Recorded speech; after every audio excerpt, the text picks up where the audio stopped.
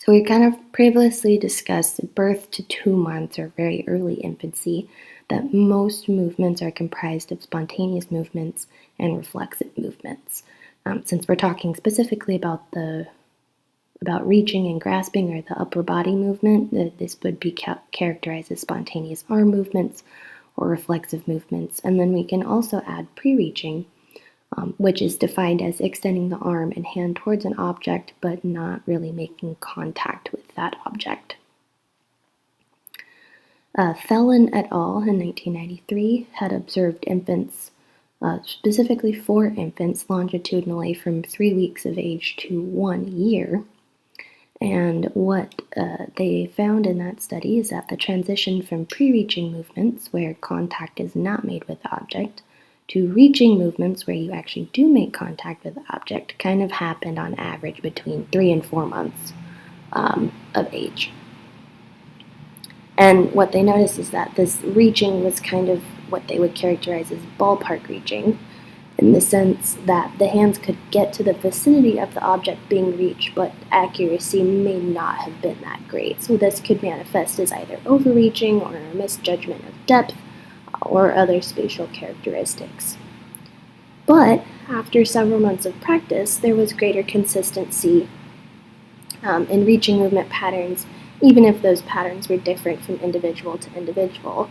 So these ballpark reaches typically manifested as kind of a preferred reaching strategy that was continually repeated in each infant.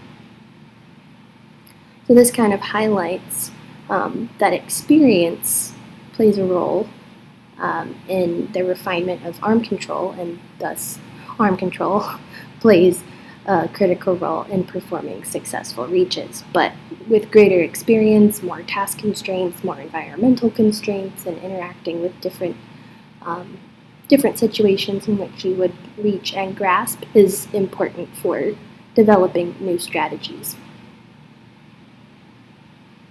We also hinted kind of at the role of vision already, but the same principles would apply from grasping to reaching. So infants gradually develop hand-eye coordination. They learn depth cues and how to interpret the rate of expansion of objects, which we'll touch on in a little bit.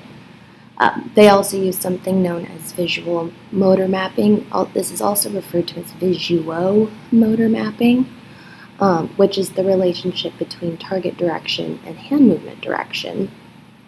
This is actually a feed-forward process that translates internal action goals into planned movement using information from the environment. So feed-forward is more anticipatory type actions.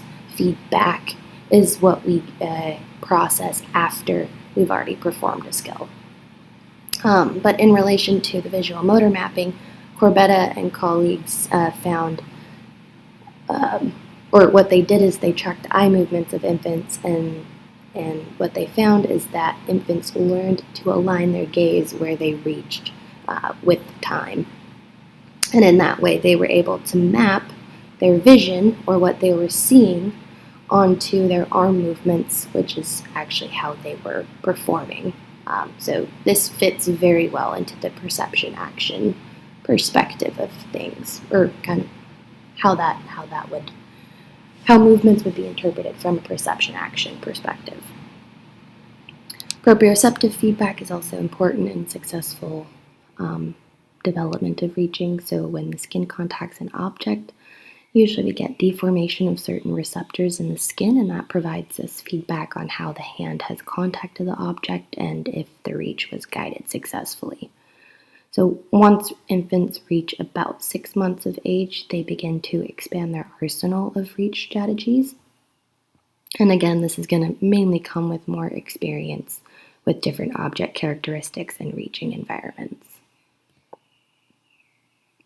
Around 3 to 4 months, infants will display consistent goal-directed movements from the hand to the mouth. So this is kind of the age where maybe they start to pick up snacks or put toys in their mouth. Other things they're not supposed to. Okay, but the movements from hand to mouth are different than maybe spontaneous movements because it is a very directed behavior and it can be done with or without an object. Usually by 5 months, infants will start to open their mouth in anticipation of their hand's arrival, which again is kind of feeding or for feeding purposes.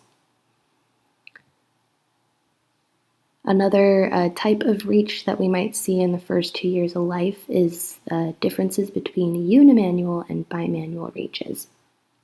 Unimanual referring to one hand, bimanual referring to two hands.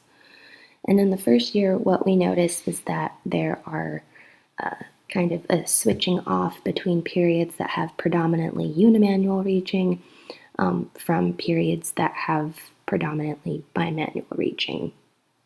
And the pattern in which we get these these unimanual and bimanual periods can vary from infant to infant. But examples of reaching movements in the first year might include synchronized bilateral arm movement. So non-random, they're goal-directed, but where the arms are moving at the same time. That appears as early as 2 months of age. Around 4.5 months, we see or infants will exhibit coordinated reaching with both arms, but they might favor a side to grasp with their hand first. So handedness is kind of hinted at in this age range. Around 8 months, infants can move their arms together and cooperatively, but independent from one another. And what we call this is dissociative simultaneous arm activity. So each hand is performing generally like the same task, but the movement pattern exhibited might differ between sides. So take this infant, for example, if they grasped this block with both hands and they were manipulating it to see what letters were on the different sides of the block. Technically, both hands are performing the same skill, but the way that they are going about performing that skill is different between right and left hands. Usually by the end of the first year, infants are able to pull objects apart and insert one object into another. So those little block or like the put the shape in the hole type toys or activities are very commonly observed, or at least there's greater proficiency in those activities usually around the 1 year mark. During the second year, there's a lot of refinement of manipulative skills. So around 1.5 years, usually infants can reach and grasp two objects with different arms simultaneously. This could be with both different spatial and temporal characteristics. So an example of varying spatial characteristics might be reaching for two objects in different locations versus a temporal characteristic which might be more related to like the rate of the approach to the object. So if this child was picking up the block here versus here, this E block is further away from them than the M block. So it would take technically less time, or the rate at which they approach this block would be slower than the rate that they approach this block if they were trying to grasp at the same time. So relative timing between limbs can be dissociated. By the end of the second year, children can perform what are known as complementary activities, such as holding a jar while twisting a lid off, or maybe they're holding a piece of paper on a table while coloring a picture.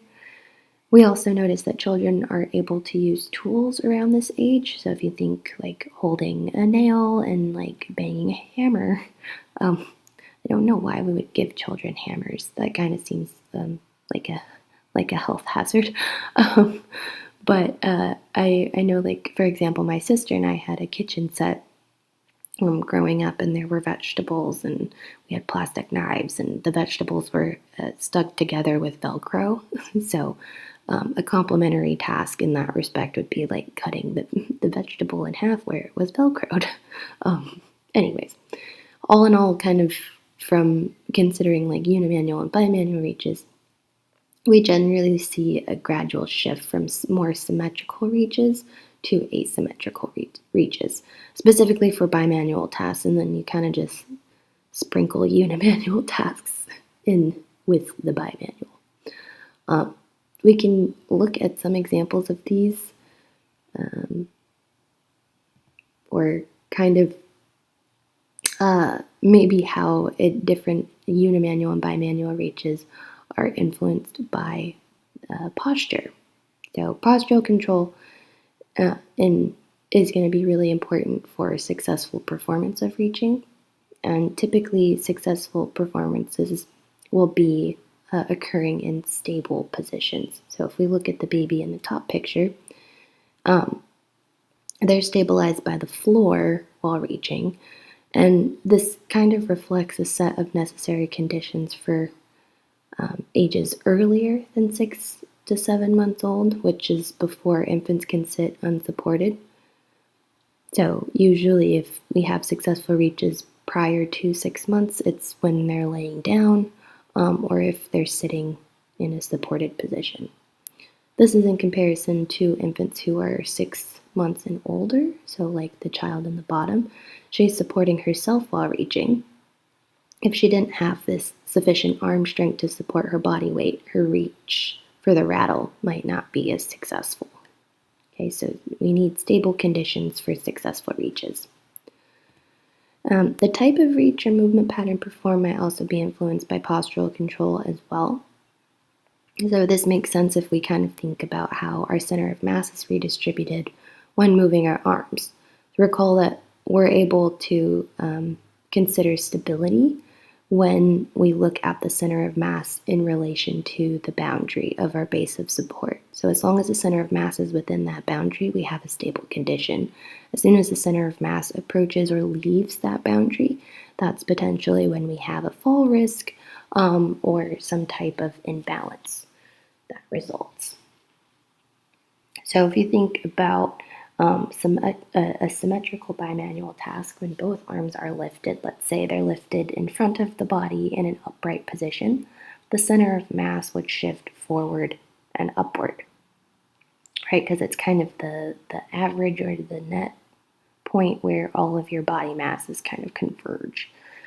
So that, in comparison to a unimanual task, right, which if we're lifting one arm in the same upright seated position, that's going to result in a little bit more of an asymmetrical shift of the center of mass because let's say if we lifted our right arm, we would still have the forward and upward shift of the center of mass, but it would be going slightly to the right because the right arm is the one that's lifted.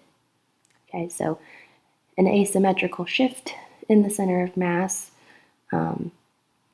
is a little bit more difficult to control than if we had a symmetrical shift in the center of mass, but it still is easier to control than if we had an asymmetrical bimanual task where the arms are changing their configuration at varying rates and different spatial characteristics. So that, if you think about it, that kind of helps to explain the progression of the types of reaches, between bimanual and unimanual, and then if the bimanual tasks are symmetrical or asymmetrical.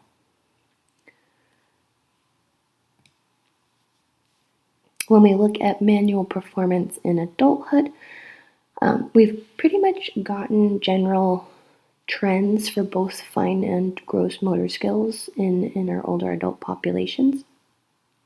So a study that looked at adults ages 21 to 70 had noticed a decline in all of the hand measures that they took after the age of 50. So these hand measures included reaction time tasks, looking at movement speed, tapping speed, and overall coordination.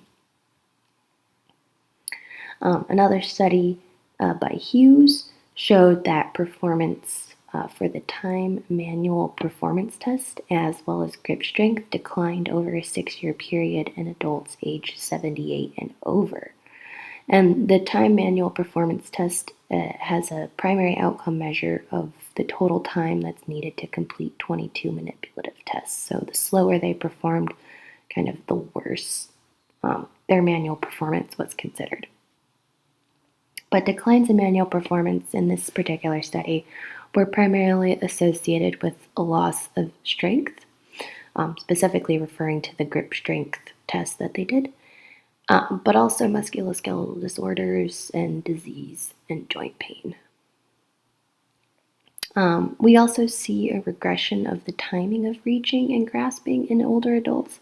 So similar to young children, older adults usually slow down their movements at the end stage of reaching, in comparison to younger adults, that is, and that's likely to make more trajectory corrections for improved grasping accuracy.